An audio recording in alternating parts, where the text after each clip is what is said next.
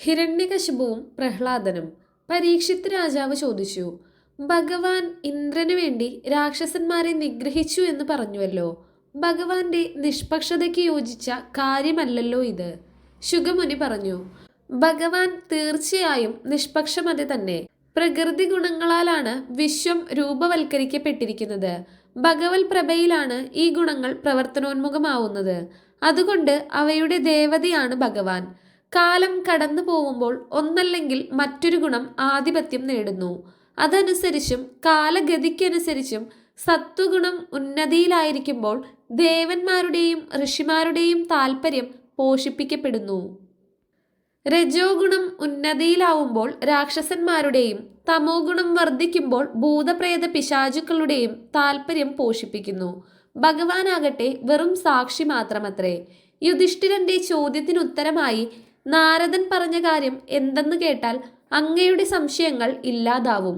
യുധിഷ്ഠിരൻ പറഞ്ഞു, മഹാമുനെ, ഭഗവാനെ വെറുക്കുകയും അപമാനിക്കുകയും ചെയ്ത ശിശുപാലൻ അവസാനം കൃഷ്ണന്റെ കൈകൊണ്ട് തന്നെ വധിക്കപ്പെട്ടുവല്ലോ. ശിശുപാലന്റെ ആത്മാവ് ഭഗവാനിൽ വിരയം പ്രാപിച്ചതായാണ് ഞങ്ങൾ കണ്ടത്. ഭഗവത് നിന്ദ ചെയ്യുന്നവന്റെ നാവിൽ വെള്ളക്കുഷ്ഠം പിടിക്കുമെന്നാണല്ലോ ഞങ്ങൾ കേട്ടിട്ടുള്ളത്. ഇതിന്റെ നിഗൂഢ തത്വം എന്തെന്ന് എനിക്ക് മനസ്സിലാവുന്നില്ല. ദയവായി പറഞ്ഞു തന്നാലും. നാരദൻ പറഞ്ഞു, എല്ലാ ജീവജാലങ്ങളും നിർമ്മിക്കപ്പെട്ടിരിക്കുന്നത് പഞ്ചഭൂതങ്ങളാലാണ്. അജ്ഞാനത്താലാണ് ഞാൻ എന്റേത് എന്നീ സങ്കല്പങ്ങൾ ഉണ്ടാവുന്നത്.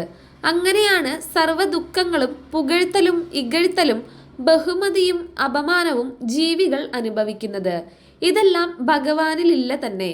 അതുകൊണ്ട് ഏതൊരുവൻ ഭഗവാനിൽ മനസ്സുറപ്പിക്കുന്നുവോ അവന്റെ ഉദ്ദേശം എന്തു തന്നെയായിരുന്നാലും അവന് ഭഗവത് പ്രസാദം ലഭിക്കുന്നു. പലരും ഭഗവാനിൽ മനസ്സുറപ്പിച്ച് പ്രേമം, വെറുപ്പ്, ഭയം, സൗഹൃദം, ഭക്തി എന്നിങ്ങനെ പല രീതികളിലും പരമസാക്ഷാത്കാരം നേടിയിട്ടുണ്ട്.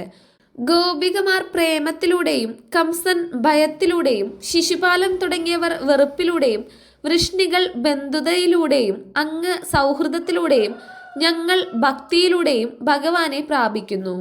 ശിശുപാലനും ദന്തവക്രനും ഭഗവത് സന്നിധിയിൽ കാവൽക്കാരായിരുന്നു. ഒരു ദിവസം സനൽകുമാരന്മാർ ഭഗവത് ദർശനത്തിന് ചെല്ലുമ്പോൾ കാവൽക്കാരായ ജയവിജയന്മാർ അവരെ വെറും ബാലന്മാരെന്ന് കരുതി അകത്തേക്ക് കടത്തിവിട്ടില്ല. സനൽകുമാരന്മാർ അവരെ ശപിച്ചു. നിങ്ങൾക്ക് വിവേകബുദ്ധി നശിച്ചിരിക്കുന്നു. അതുകൊണ്ട് ഭഗവത് പാദമലരുകളെ സേവിക്കാനുള്ള അർഹത ഇല്ലാതായിരിക്കുന്നു. നിങ്ങൾ രാക്ഷസന്മാരായി ജനിക്കട്ടെ. പിന്നീട് ശാപമോക്ഷാർത്ഥം ഇങ്ങനെ പറഞ്ഞു, 3 ജന്മങ്ങൾക്ക് ശേഷം നിങ്ങൾക്ക് തിരിച്ച് ഭഗവത് സന്നിധി പോകാം. അങ്ങനെ ഹിരണ്യാക്ഷനും ഹിരണ്യകശിപുവും രാവണനും കുംഭകർണനും ശിശുപാലനും ദന്തവക്രനുമായി 3 ജന്മങ്ങൾ അവർ ശത്രുതയോടെ ഭഗവാനെ മനസ്സിൽ നിറച്ച് ഹൃദയം ശുദ്ധീകരിച്ചു. അവസാനം ഭഗവത് സന്നിധിയിലേക്ക് തിരിച്ചു പോവുകയും ചെയ്തു. നാരദൻ പറഞ്ഞു, തന്റെ സഹോദരനായ ഹിരണ്യാക്ഷനെ ഭഗവാൻ വരാഹാവതാരമെടുത്ത് വധിച്ച വിവരമറിഞ്ഞ് ഹിരണ്യകശിപുവിന് കലശലായ ക്രോധമുണ്ടായി. അയാൾ പറഞ്ഞു, ഈ നീചരായ ദേവന്മാർ വിഷ്ണുവിനെ കൊണ്ട് എൻ്റെ സഹോദരനെ കൊല്ലിച്ചു. വിഷ്ണു നിഷ്പക്ഷമതിയൊക്കെയാണെങ്കിലും ഭഗവത് സേവ കൊണ്ട് ദേവന്മാർ അദ്ദേഹത്തെ വശത്താക്കി. എൻ്റെ ജ്യേഷ്ഠന്റെ മരണത്തിന് പ്രതികാരമായി ഞാൻ ആ വിഷ്ണുവിനെ തന്നെ വധിക്കും. ഹിരണ്യകശിപു തന്റെ രാക്ഷസ വൃന്ദത്തോട് കൽപ്പിച്ചു. വിഷ്ണു നിലനിൽക്കുന്നത് ധർമ്മത്തിലൂടെയും ധർമ്മപരിപാലനത്തിലൂടെയുമാണ്. ഇതെല്ലാം ചെയ്യുന്നതോ ദിവ്യപുരുഷന്മാരായ ഋഷിമുനിമാരുമാണ്. അവരെയെല്ലാം നശിപ്പിക്കുന്നത് കൊണ്ട് വിഷ്ണുവും നശിക്കും. രാക്ഷസന്മാർ അവരുടെ യജമാനന്റെ ആജ്ഞ നിറവേറ്റാൻ പുറപ്പെട്ടു. സഹോദരന്റെ അന്ത്യകർമ്മങ്ങൾ നടത്തിയ ശേഷം ഹിരണ്യകശിപു അമ്മയോടും മറ്റു ബന്ധുക്കളോടുമായി പറഞ്ഞു, സങ്കടപ്പെടാതിരിക്കൂ. ഒരു വീരയോദ്ധാവിനെ സംബന്ധിച്ചിടത്തോളം ശത്രുവിനെ നേരിട്ട് കൊണ്ടുള്ള മരണം മഹത്വമേറിയതാണ്. ആത്മാവ് അനശ്വരമത്രേ. ജനന മരണങ്ങളും കണ്ടുമുട്ടലും വേർപിരിയലും എല്ലാം ശരീരവുമായി ബന്ധപ്പെട്ടിരിക്കുന്നു. അവർ ശത്രുക്കളായാലും മിത്രങ്ങളായാലും. ആത്മാവ് അജ്ഞത കൊണ്ട് ശരീരവുമായി ഏകാത്മതാഭാവം കൈക്കൊള്ളുന്നത് കൊണ്ടാണ് ഈ അനുഭവങ്ങളെല്ലാം തോന്നുന്നത്. ഞാൻ ഇതിനെപ്പറ്റി ഒരു കഥ കേട്ടിട്ടുണ്ട്. സുയജ്ഞൻ എന്ന പേരിൽ ഒരു രാജാവുണ്ടായിരുന്നു. അയാൾ യുദ്ധത്തിൽ കൊല്ലപ്പെട്ടു. അദ്ദേഹത്തിന്റെ ഭാര്യയും ബന്ധുക്കളും കരഞ്ഞ് സങ്കടപ്പെട്ട് മൃതദേഹത്തിന് ചുറ്റുമിരുന്നു. ഭാര്യമാർ സതി അനുഷ്ഠിക്കാൻ തയ്യാറായിരുന്നു. അപ്പോഴേക്കും സൂര്യാസ്തമയമായി. യമദേവൻ ഒരു ചെറിയ ബാലന്റെ രൂപത്തിൽ വന്ന് അവരോട് പറഞ്ഞു, ഈ മുതിർന്നവർ എത്ര വിഡ്ഢികളാണ്! മരിച്ചവർക്ക് വേണ്ടി കരയുന്നു, എന്നാൽ മരണം സ്വന്തം വാതിൽക്കലും കാത്തു നിൽക്കുകയാണെന്ന് അവർ അറിയുന്നില്ല. ഞങ്ങൾ കുട്ടികൾ അനുഗ്രഹീതരാണ്. ഞങ്ങൾക്ക് ആ വക ഭയങ്ങളൊന്നുമില്ല. അമ്മയുടെ ഉദരത്തിൽ വെച്ച് ഞങ്ങളെ സംരക്ഷിക്കുന്നവരാരോ അവരാണ് ഞങ്ങളുടെ ശരിയായ രക്ഷകൻ. നാമെല്ലാം വിധിയുടെ കയ്യിലെ പാവകളത്രേ. വഴിയിൽ വീണുപോയ ഒരു വസ്തു ഈശ്വരേച്ഛയുണ്ടെങ്കിൽ അവിടെ സുരക്ഷിതമാണ്. ഒരു ഗ്രഹത്തിൽ സൂക്ഷിച്ചു വെച്ചിട്ടുള്ള വസ്തു ഈശ്വര നിശ്ചയം കൊണ്ട് അപ്രത്യക്ഷമാവാം. ഒരു കാട്ടിൽ കഴിയുന്ന അഗതിക്ക് വിധിയുണ്ടെങ്കിൽ പരിപൂർണ സുരക്ഷിതത്വമുണ്ട്. എന്നാൽ ഒരു വീട്ടിൽ സുരക്ഷാ സന്നാഹങ്ങളോടെ കഴിയുന്ന ഒരുവന് വിധി നിയോഗമനുസരിച്ച് മരണവും സാധ്യമത്രേ.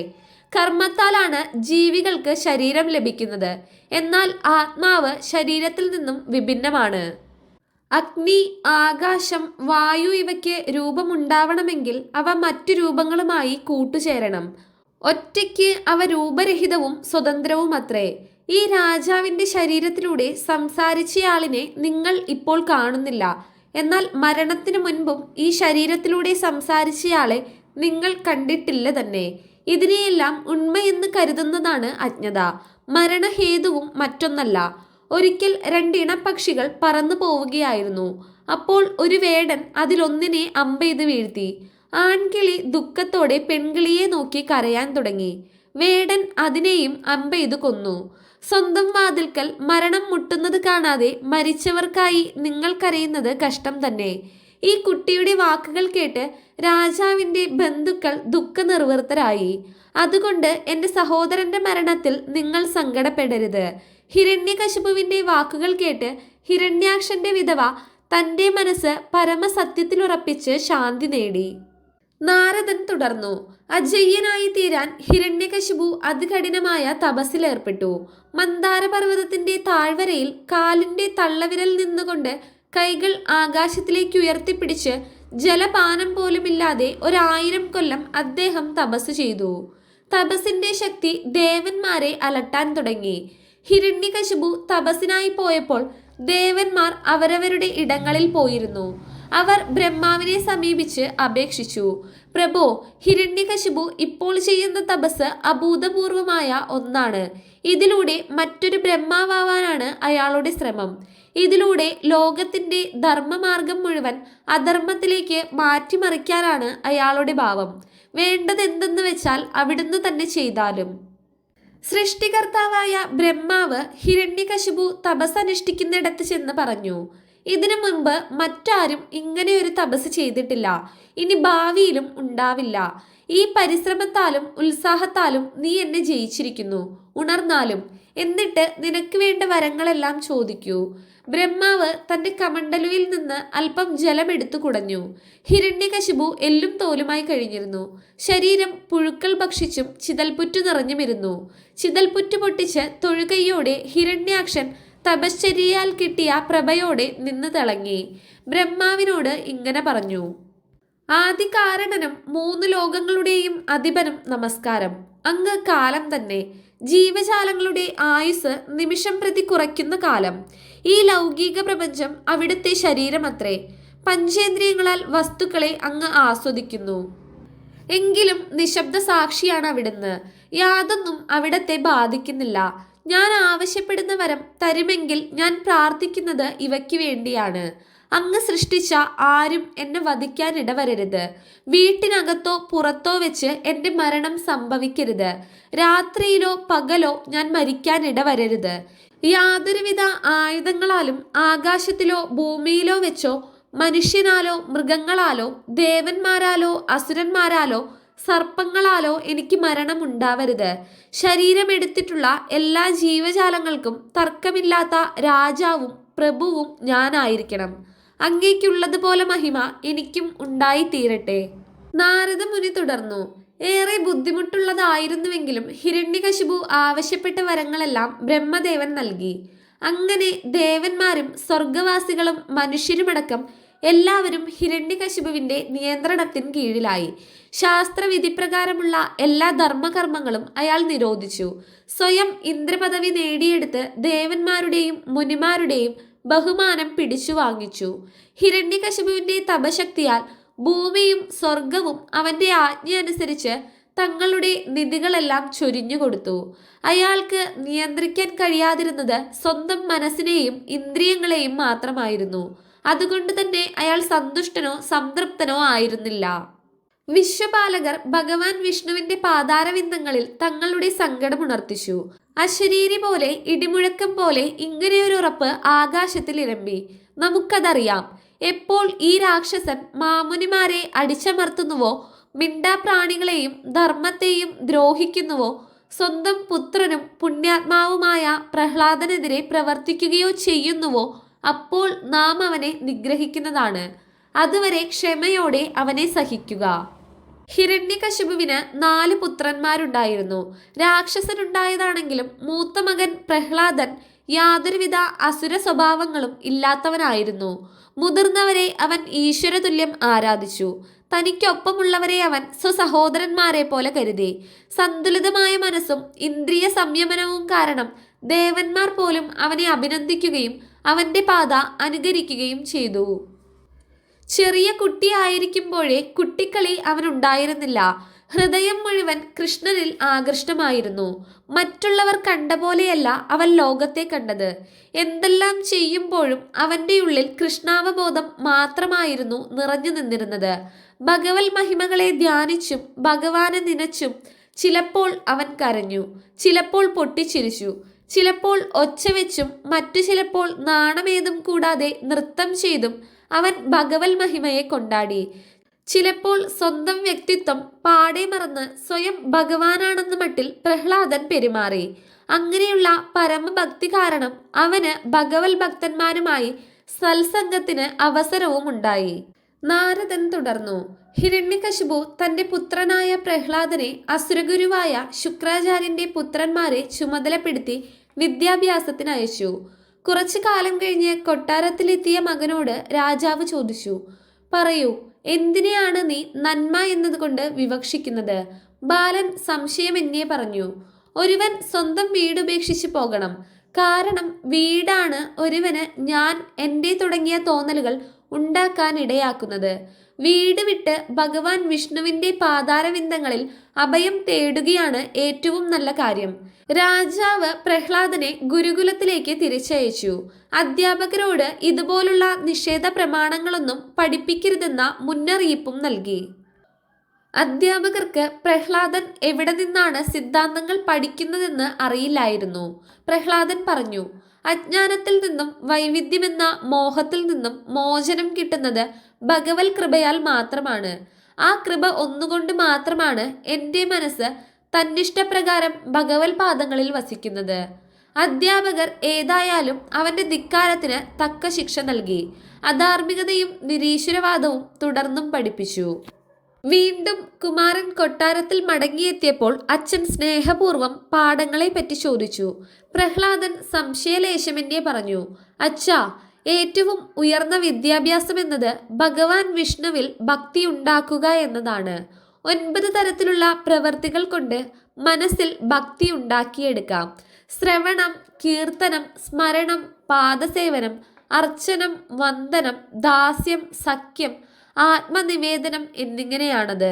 രോഷാകുലനായ രാജാവ് മകനെ വലിച്ചെറിഞ്ഞ് അവനെ ഇതുവരെ പഠിപ്പിച്ച അധ്യാപകർ ഏതെന്ന് ചോദിച്ചലറി.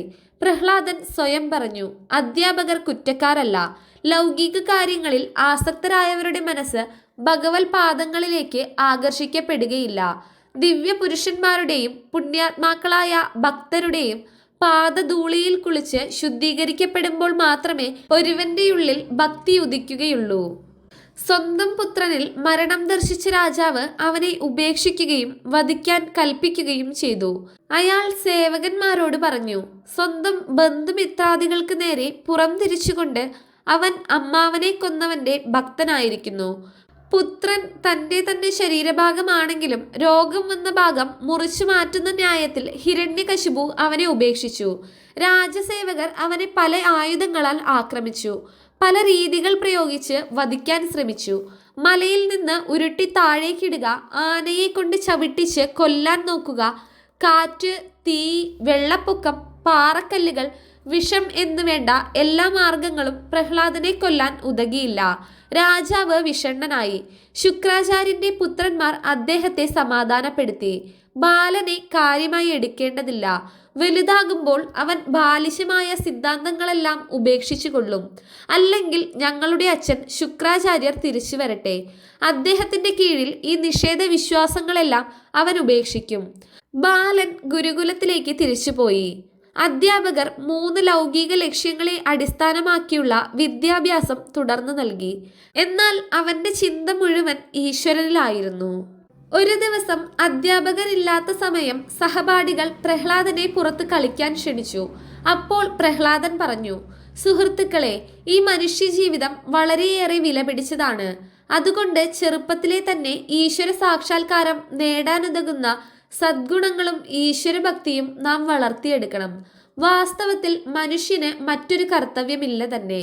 നാം പരിശ്രമിക്കാതെ തന്നെ ദുഃഖം നമുക്ക് വന്നു ചേരുന്നത് പോലെ നമ്മുടെ ശ്രമം കൂടാതെ തന്നെ സുഖാനുഭവങ്ങളും ഉണ്ടാവുന്നു. നമ്മുടെ കർമ്മഫലം കൊണ്ടാണിത്. അതുകൊണ്ട് ഒരുവൻ തൻ്റെ ഊർജം സുഖസമ്പാദനത്തിനായി വിനിയോഗിക്കരുത്. കാരണം ആ ശ്രമം ഭഗവത്പാദ കമലങ്ങളിലേക്ക് നമ്മെ നയിക്കുകയില്ല. ഈ ശരീരം പ്രവർത്തനക്ഷമമായിരിക്കുമ്പോൾ തന്നെ ഭഗവത്പാദ പ്രാപ്തിക്കായി നാം പരിശ്രമിക്കേണ്ടതാണ്. ജീവിതം എത്ര ക്ഷണഭങ്കുരം. ഒരു 100 വർഷം ആയുസ്സുള്ള ഒരാൾ അതിൽ പകുതി ഉറങ്ങിക്കളയുന്നു. ബാക്കിയുള്ളതിൽ 20 വർഷം കുട്ടിക്കളികളിലും യുവചാബല്യങ്ങളിലും ചിലവഴിക്കുന്നു. മറ്റൊരു 20 വർഷം ജരാതുരത്വത്തിന്റെ പിടിയിൽ കഴിയുന്നു. ബാക്കിയുള്ള തുലോം ചെറിയ കാലയളവ് പ്രയോജനരഹിതമായ സുഖാന്വേഷണത്തിനായി മനുഷ്യൻ ചിലവഴിക്കുന്നു. ഇതുമൂലം കൂടുതൽ ആശങ്കയും അരക്ഷിതാബോധവും അവനുണ്ടാകുന്നു. ഏതൊരുവന് എൻ്റെ, നിന്റെ, അവൻ്റെ എന്നീ നാനാത്വബോധമുണ്ടോ, ഏതൊരുവൻ സ്വന്തം സ്വത്തുക്കളെയും അപരന്റെ സ്വത്തുക്കളെയും വേറിട്ട് കണ്ട് അവയെല്ലാം സ്വന്തമാക്കാൻ ശ്രമിക്കുന്നുവോ, അവന് വിദ്യാഭ്യാസമുണ്ടെങ്കിൽ കൂടി ഈശ്വര സാക്ഷാത്കാരം അസാധ്യം. അങ്ങനെയുള്ളവരുമായുള്ള സംഘം ഉപേക്ഷിക്കണം. എന്നാൽ ഈശ്വര സാക്ഷാത്കാരത്തിന് കഠിന ശ്രമങ്ങളൊന്നും ചെയ്യേണ്ടതായില്ല. കാരണം ഭഗവാൻ സർവവ്യാപിയത്രേ. സത്സംഗവും സർവബോധതയും സുഹൃദ്ഭാവവും മാത്രമേ അതിന് വേണ്ടതായുള്ളൂ. ഇവയിൽ നിന്നാണ് നമ്മുടെ കണ്ണ് തുറപ്പിക്കുന്ന ആ സത്യം നമുക്ക് വെളിപ്പെടുന്നത്. ഈ വിശ്വം മുഴുവൻ വെറുമൊരു കാഴ്ച മാത്രമാണെന്നും ഭഗവാൻ മാത്രമേ നിജമായുള്ളൂ എന്നും നാം അറിയുന്നു. നാരദമുനിയുമായി എനിക്കുണ്ടായ സത്സംഗം മൂലമാണ് എനിക്ക് വിവേകം ഉദിച്ചത്. നാരദമുനിയുമായി എങ്ങനെയാണ് സത്സംഗം സാധ്യമായതെന്ന് കൂട്ടുകാർ ചോദിച്ചതിന് മറുപടിയായി പ്രഹ്ലാദൻ പറഞ്ഞു, ഞങ്ങളുടെ അച്ഛൻ തപസ്സിനായി വനത്തിൽ പോയിരുന്നപ്പോൾ ഇന്ദ്രൻ നമ്മുടെ സാമ്രാജ്യം കയ്യേറി. രാക്ഷസന്മാരെയെല്ലാം തുരത്തിയോടിച്ചു. ദേവന്മാർ കൊട്ടാരമെല്ലാം കൊള്ളയടിച്ചു. എൻ്റെ അമ്മയായ മഹാരാജ്ഞിയെ ഇന്ദ്രൻ പിടിച്ചുവെച്ചു. എന്നാൽ നാരദൻ ഇടപെട്ട് അമ്മയുടെയും അമ്മയുടെ വയറ്റിലുണ്ടായിരുന്ന എൻ്റെയും സുരക്ഷ ഏറ്റെടുത്തു. ഉദരത്തിലുള്ള കുഞ്ഞ് ഭഗവത് ഭക്തനാണെന്ന് നാരദൻ ഇന്ദ്രനും ഉറപ്പുകൊടുത്തു. അമ്മയ്ക്ക് സമാധാനമേകാനായി നാരദൻ വിജ്ഞാനവും വിവേകവും വഴിയുന്ന കാര്യങ്ങൾ പഠിപ്പിച്ചു കൊടുക്കാറുണ്ടായിരുന്നു. അമ്മ ഇപ്പോൾ അതെല്ലാം മറന്നിരിക്കുന്നു. നാരദമുനിയുടെ കൃപയാൽ എനിക്ക് എല്ലാം ഓർമ്മയുണ്ട്. ഈ ശരീരത്തിന് മാത്രമേ ജനനം, നിലനിൽപ്പ്, വളർച്ച, പക്വത, ക്ഷീണം, മരണം എന്നിവ ബാധകമായുള്ളൂ. ഇവയെല്ലാം കാലം കടന്നു പോകുന്നതിൻ്റെ ലക്ഷണവുമാണ്. എന്നാൽ ആത്മാവ് അനശ്വരവും ക്ഷീണമേൽക്കാത്തതും നിർമ്മലവും പകരത്തിന് മറ്റൊന്നില്ലാത്തതും ശുദ്ധബോധവും എല്ലാത്തിനും അടിസ്ഥാനവും മാറ്റമില്ലാത്തതും സ്വയം ഗോചരകാരണവും സർവവ്യാപിയും സ്വതന്ത്രവും ആവരണങ്ങൾ ഇല്ലാത്തതുമത്രേ. ഈ 12 സവിശേഷതകൾ കൊണ്ട് വിവേകിയായ മനുഷ്യൻ ആത്മാവിനെ തിരിച്ചറിയണം. അതിസൂക്ഷ്മമായ അന്വേഷണ പ്രക്രിയ കൊണ്ട് ഇതല്ല എന്ന പ്രമാണസൂത്രം ഉപയോഗിച്ച് അന്വേഷകൻ ഈ ശരീരത്തിൽ ജീവിക്കുമ്പോൾ തന്നെ ആത്മാവിനെ കുറിച്ചുള്ള പരമസത്യത്തിൽ എത്തിച്ചേരണം. മാനസികാവസ്ഥകളും തൽഫലമായ കർമ്മങ്ങളും പ്രവർത്തനങ്ങളും ജനന മരണചക്രത്തെ മുന്നോട്ട് കറക്കുന്നത് പ്രകൃതി ഗുണങ്ങളുടെ ലീലയാണെന്ന് അവൻ മനസ്സിലാക്കണം. അവകളൊന്നും ആത്മാവിനെ ലവലേശം ബാധിക്കുന്നതുമല്ല. നിങ്ങൾക്ക് ചെയ്യുവാനുള്ളത് ഇത്രമാത്രം: കർമ്മഫലത്തിന്റെ വിത്തുകൾ പാടെ എരിച്ചു കളയുക. ആയത് ത്രിഗുണ പ്രകൃതിയാണല്ലോ. ബുദ്ധിയുടെ മേഖലയ്ക്കപ്പുറം കടന്നു ചെല്ലുക. ഇതാണ് യോഗം. ആയിരക്കണക്കിന് യോഗാഭ്യാസങ്ങളുള്ളതിൽ ഭഗവാൻ സ്വയം പ്രഖ്യാപിച്ചിട്ടുള്ളത് ഇതാണ്. ഏതൊരു മാർഗമാണോ ഭഗവത് ഭക്തിയും പരമപ്രേമവും ഉണ്ടാക്കുന്നത് അത് തന്നെ ഉത്തമയോഗം. ഗുരുപൂജയും സേവനവും, ഭക്തസത്സംഗം, ഭഗവത് പൂജ, മഹിമാ കീർത്തനം, മൂർത്തി പൂജ തുടങ്ങിയവയാലും സകല ജീവജാല ഹൃദയങ്ങളിലും ഭഗവാനെ ദർശിച്ച് പ്രേമപൂർവം സേവനം ചെയ്യലും ഇതിൽപ്പെടുന്നു. ഈ പ്രേമത്തിന്റെ പരമകാഷ്ഠിയിൽ ഒരുവൻ ഭഗവത് പാദം പൂകുന്നു. ഭഗവത് പ്രേമത്തിന്റെ ചില ലക്ഷണങ്ങൾ ഇവയാണ്. ഭഗവത് നാമ ശ്രവണ മാത്രയിൽ ഭക്തൻ ഉറക്കെ പാടുന്നു. ആഹ്ലാദഭരിതനായി അവൻ ധ്യാനാവസ്ഥയിൽ മുഴുകുന്നു. തികച്ചും സംതൃപ്തനായി ആശാരഹിതനായി ചിരിക്കുകയും കരയുകയും ദീർഘനിശ്വാസം വിടുകയും ചെയ്യുന്നു. ഇത് ബ്രഹ്മനിർവാണാനുഭൂതിയാണ്. ആർക്കും ഈ അവസ്ഥ കൈവരിക്കാം. ഭഗവാൻ ഒരുവന്റെ ജാതി, കുലം, ലിംഗം, തൊഴിൽ, വിദ്യാഭ്യാസം, വേദപാണ്ഡിത്യം, യജ്ഞപഠനം ഇവയൊന്നും കണക്കാക്കുന്നില്ല. മറിച്ച് ഭക്തി മാത്രമാണ് പ്രധാനം. ഭക്തി ഇല്ലാതെയെങ്കിൽ മറ്റെല്ലാം വെറുമൊരു പ്രകടനം മാത്രമാണ്. അതുകൊണ്ട് എല്ലാ രീതിയിലും ഭഗവത് ഭക്തി വളർത്തിയെടുക്കുക. നാരദ മുനി തുടർന്നു. പ്രഹ്ലാദന്റെ വാക്കുകൾ കേട്ട് കൂട്ടുകാരും രാക്ഷസവൃത്തികൾ ഉപേക്ഷിച്ച് ഭഗവത് ഭക്തന്മാരായി.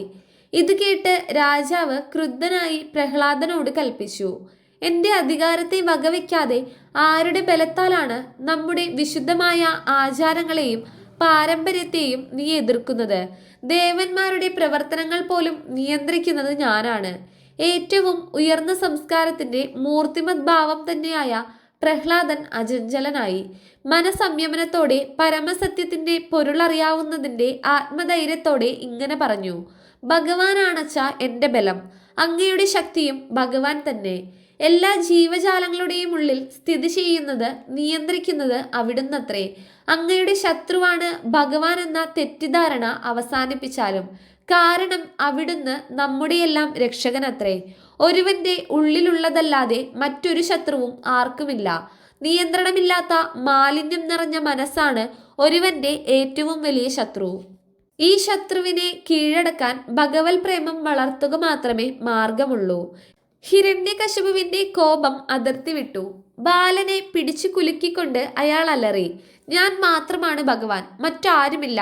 ഇപ്പോൾ തന്നെ നിന്റെ തലയറുത്തു കളയാം. വിഡ്ഢി, നിന്നെ രക്ഷിക്കാൻ ആരുമുണ്ടാവില്ല. നിന്റെ ഭഗവാൻ എല്ലായിടത്തുമുണ്ടെങ്കിൽ ഈ തൂണിൽ ഇല്ലാതിരിക്കുമോ?